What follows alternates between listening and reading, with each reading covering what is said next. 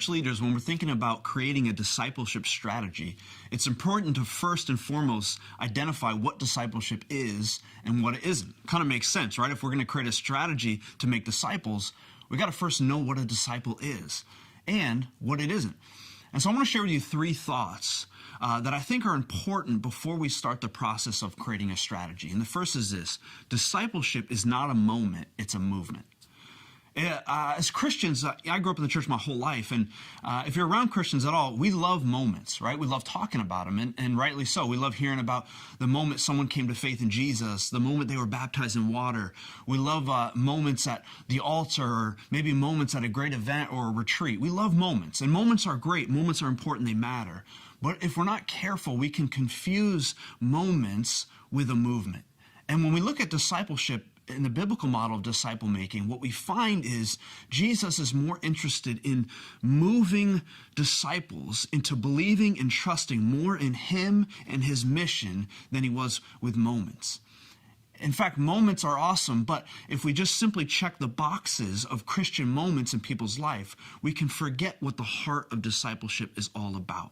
Helping people move to believe and trust more in the gospel in every area of their life. And so what this means is disciple making takes time, it takes investment, it takes one-on-one, life-on-life living. And that's a lot harder to do than just simply having events or creating ministries, right? Discipleship is harder work and it takes more time. The good news is it'll produce way more fruit. So let's be careful not to fall into the temptation to think disciple making is just about having great moments, but instead realize it's about moving people in a journey, in a process to believing and trusting more in the gospel than they did before.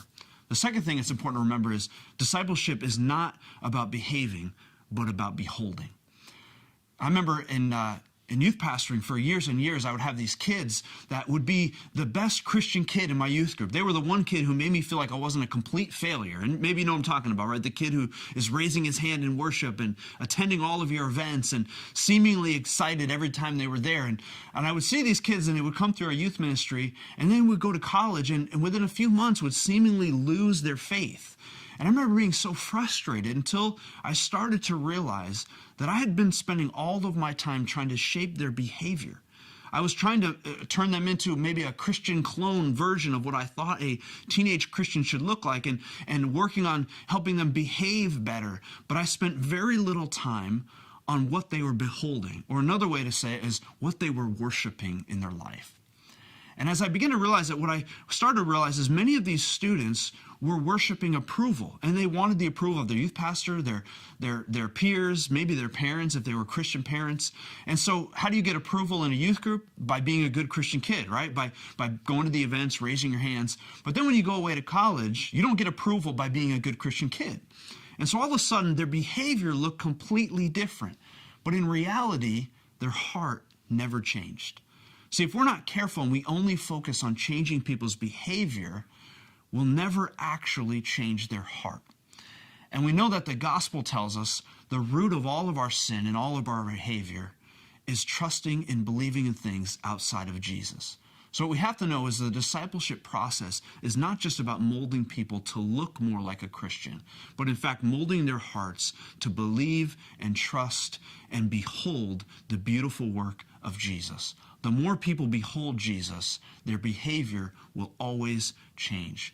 But just changing their behavior does not mean they're going to behold Jesus more.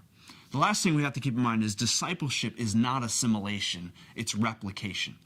Now, assimilation is an important word in church ministry. It's about getting people more involved and connected into the church body, right? And that matters. We don't want people just coming once a month or not feeling like they're part of the family. But if we're not careful, we can confuse assimilation with discipleship. And we think because people are coming every week to our Sunday morning gatherings, because maybe they're giving regularly, because they're involved in a Wednesday night Bible study, and maybe even they're serving in one of our ministries, that they are now being discipled. When in fact, the heart of discipleship is replication. What does it mean to be a disciple? It's to go and make disciples. That's a biblical command for all of us. And so one of the ways that we should measure disciple making and discipleship in our church is not simply by who's assimilated, but who is actually making disciples.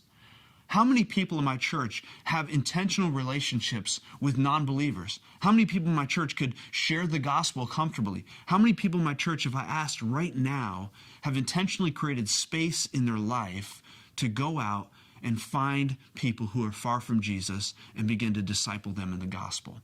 If the question to that is not many, then maybe we're confusing assimilation with discipleship. Assimilation matters, but discipleship is far more important. So I want to encourage you, as we're beginning this process of thinking through creating a strategy to make disciples, let's remember what discipleship isn't. It's not a moment, it's a movement that takes time and intentionality. It's not behaving, but it's really beholding. Are we looking to the person and work of Jesus? Isn't that changing who we are, what we love, and how we live? And discipleship is not assimilation, it's replication. Are the people in our church and in our ministries reproducing what God's done in them, through them? Do they have relationships with people who are far from God? And are they in relationships that are building disciples who will build disciples? That's the start of a discipleship strategy.